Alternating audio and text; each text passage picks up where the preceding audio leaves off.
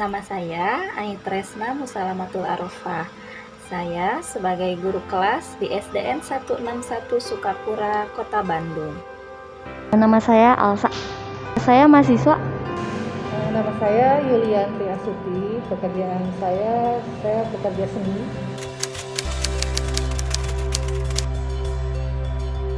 Wawasan kebangsaan itu merupakan ciri yang melandasi seseorang atau suatu bangsa dalam memaknai atau sebagai pandangan konsepsi dirinya terhadap bangsa itu sendiri. Itu merupakan pengetahuan seseorang tentang suatu negaranya gitu.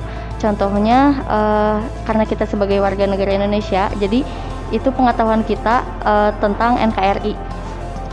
Wawasan kebangsaan adalah pemahaman warga negara tentang kehidupan negara Kesatuan Republik Indonesia yang bersyarat heterogen, namun memiliki satu falsafah yang sama, yaitu Pancasila. Sejarah perjuangan yang sama dan memiliki kepribadian timur yang menjunjung nilai-nilai persatuan dan kesatuan.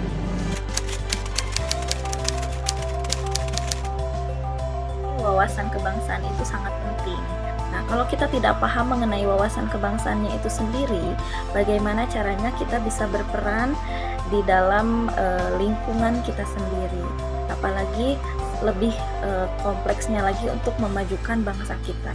Nah, maka dari itu kita harus paham dulu wawasan kebangsaan itu seperti apa dan bagaimana cara kita untuk berperan dalam kemajuan bangsa ini. Jadi itu sangat penting sekali untuk dipahami oleh setiap warga negara Indonesia. Ya sangat penting sih menurut saya. Ya karena sebagai identitas warga negara Indonesia ya.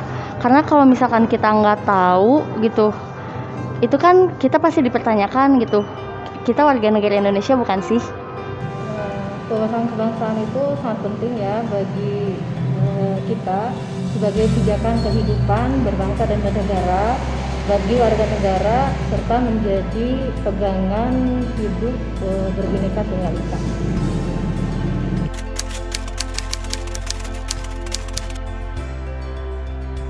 Memaknai kemerdekaan itu bisa saja dimaknai sebagai puncak dari perjuangan selama ini.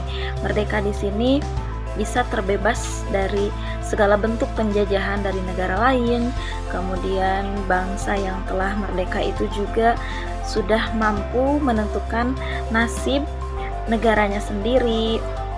Kemudian bisa diakui secara de facto maupun de jure. Diakui di sini, diakui bahwa negara itu benar-benar ada, negaranya ada, wilayahnya ada, kemudian ada pemerintahannya, ada rakyatnya, dan diakui secara hukum, diakui oleh negara-negara lain. Untuk Indonesia sendiri, arti kemerdekaan itu yaitu sebagai suatu jembatan ya untuk rakyat Indonesia itu agar adil dan makmur lah.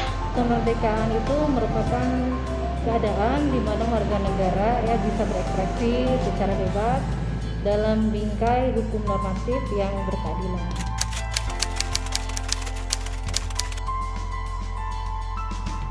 Tokoh yang berperan bagi bangsa Indonesia itu sangat banyak sekali.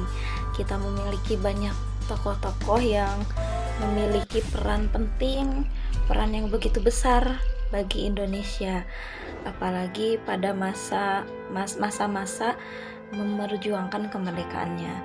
Tapi untuk saat ini, menurut saya, tokoh yang sangat berperan bagi bangsa Indonesia itu tentunya Bapak Presiden Joko Widodo kita. Ya, Bapak Presiden kita tercinta itu sangat berperan penting bagi bangsa kita.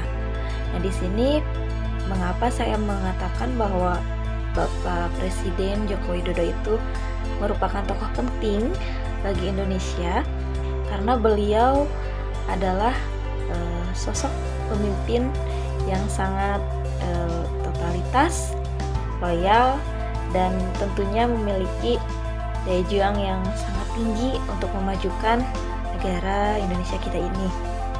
Tanpa pemimpin yang baik, tidak akan adanya negara yang baik pula. Tokoh yang paling berperan menurut saya ya ada Soekarno-Hatta gitu kan, mereka yang menyusun teks proklamasi. Lalu ada Ibu Fatmawati yang menjahit bendera, terus ada Sayuti Melik, dia mengetik teks proklamasi juga. Menurut saya sih sebenarnya semua ya pada saat itu tuh penting ya semuanya, tapi beberapa di antaranya mereka itu. Menurut saya tokoh yang paling berperan itu Presiden Soekarno, ya, karena beliau adalah tokoh pendiri bangsa yang mampu menjadi panutan bagi rakyat.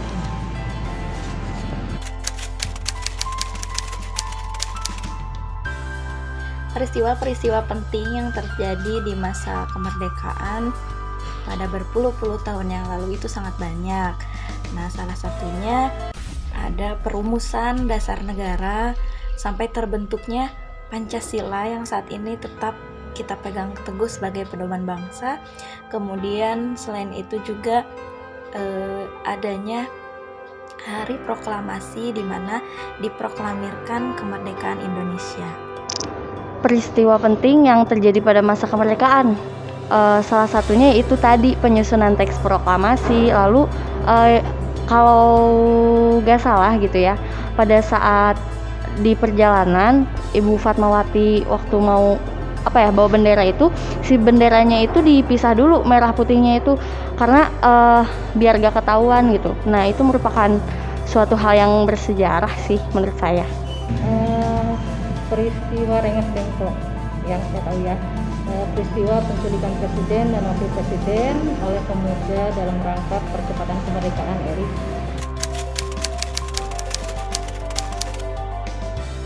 Kalau dibandingkan dengan keadaan zaman dahulu dengan sekarang, mungkin tentunya kita bisa mengatakan bahwa Indonesia itu sudah merdeka karena sudah tidak dijajah oleh negara lain gitu ya. Kalau dulu kan kita pernah dijajah oleh Belanda, oleh Jepang. Nah, sekarang kita sudah merdeka, sudah tidak dijajah oleh negara lain, tidak ada peperangan. Namun sebetulnya dalam mengisi kemerdekaan yang telah diraih oleh bangsa Indonesia dengan perjuangan para pahlawan-pahlawan bangsa terdahulu, tentu untuk mempertahankan kemerdekaan itulah yang sulit ya, lebih sulit sebetulnya. Nah, sesungguhnya kita bisa bilang bahwa Indonesia itu belum seutuhnya merdeka. Mengapa? Di sini mungkin belum merdeka dalam beberapa sektor, seperti kita masih tertinggal dari negara-negara merdeka lainnya. Negara-negara merdeka lainnya yang sudah maju sementara kita belum. Kemudian dari daya konsumtif negara Indonesia ini masih banyak membeli produk-produk dari luar. Kemudian juga yang saat ini sedang terjadi di negara Indonesia ini, kita masih berperang melawan wabah virus COVID-19. Mungkin itu hanya sebagian kecil hal-hal yang masih membelenggu negara Indonesia ini, yang mungkin saja bisa dikatakan bahwa sesungguhnya negara ini masih harus tetap berjuang memerdekakan kembali negara Indonesia yang sebetulnya sudah merdeka. Menurut saya sudah sih, tapi harus ada yang dimerdekakan lagi sih menurut saya ya. Seperti halnya kita harus memerdekakan kemiskinan gitu. Kita sudah merdeka, namun kita perlu untuk berjuang untuk mengisi kemerdekaan itu sendiri.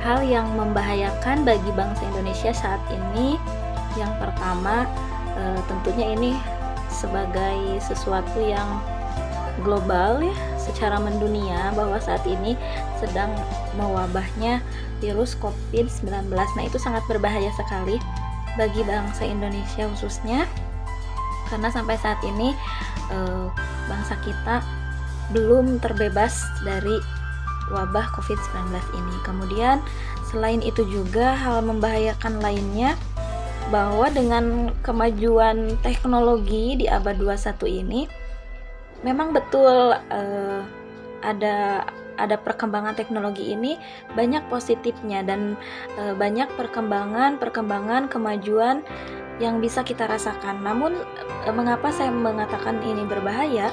Berbahaya jika kita tidak mampu mengikuti zaman. Kalau kita tergerus oleh teknologi itu sendiri. Menurut saya pribadi ya, hal yang paling membahayakan bagi bangsa Indonesia itu adanya penyebaran hoax gitu. Itu jadi berita-berita yang belum tentu kebenarannya gitu, menurut saya hoax. Yang paling membahayakan bahaya laten dari ideologi-ideologi yang berseberangan ya dengan cara kehidupan bangsa Indonesia.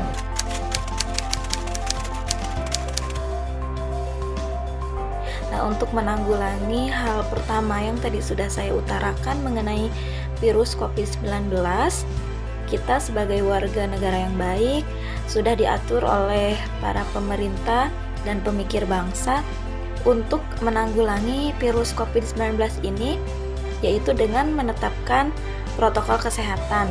Dengan menjalankan protokol kesehatan, mudah-mudahan hal-hal yang membahayakan tadi bisa kita kurangi sedikit demi sedikit sampai kita benar-benar terlepas dari virus COVID-19 ini.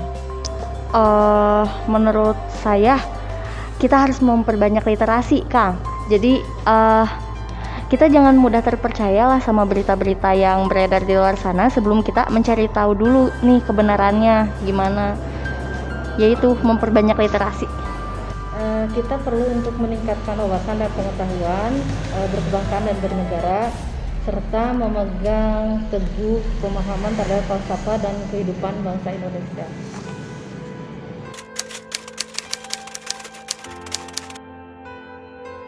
Tentunya saya berharap bahwa bangsa kita ini bisa semakin maju, semakin berkembang dengan adanya para penerus bangsa yang tentunya memiliki karakter yang bagus, berprestasi, memiliki kemampuan dan daya pikir yang bagus pula. Dengan adanya teknologi yang pesat, bisa membuat mereka memiliki keterampilan yang lebih, kemampuan yang lebih. Maka dari itu, bangsa Indonesia kita ini akan terus maju dengan adanya penerus bangsa yang berkualitas. Hal yang saya inginkan ya untuk generasi penerus bangsa, tentunya mereka harus banyak-banyak mendalami tentang pendidikan karakter gitu.